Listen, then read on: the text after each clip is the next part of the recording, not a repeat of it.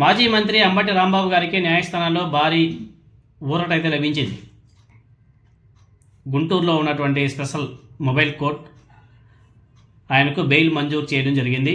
CM Chandrababu Naidu గారి మీద ఏదైతే అనుచిత వ్యాఖ్యలు చేశారని చెప్పేసి కేసు నమోదు చేశారో ఆ కేసుల్లో అంబటి రాంబాబు గారిని జనవరి 31 తేదీన పోలీసులు అరెస్ట్ చేసిన విషయం మనకందరికీ కూడా తెలిసిందే. ఈ కేసులో బెయిల్ ఇవ్వడంతో పాటు అంబటి రాంబాబు గారి కస్టడీ పిటిషన్ కూడా మొబైల్ కోర్టు కొట్టేసింది. అయితే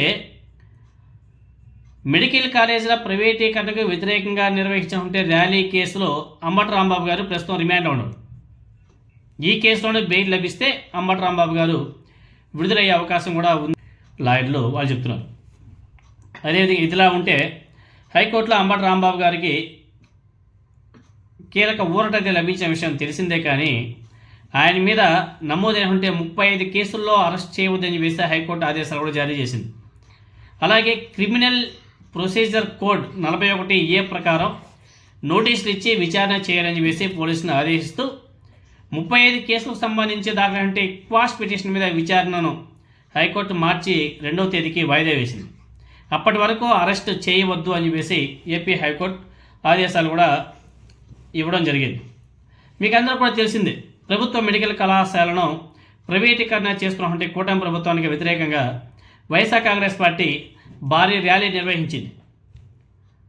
ఆ ప్రైవేటీకరణకు వ్యతిరేకంగా జరిగినటువంటి ఆందోళన సందర్భంగా పోలీసులతో దురుసుగా ప్రవర్తించారన్న ఆరోపణలతో అంబటి రాంబాబు గారి మీద మరో కేసు నమోదైంది.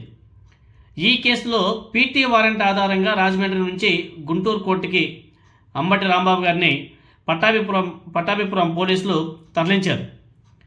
ఈ వ్యవహారంలో కోర్టు అంబటి రాంబాబు గారికి మరో 14 రోజుల రిమాండ్ కూడా విధించింది. ప్రస్తుతం ఆయన కస్టడీలోనే ఉన్నాడు.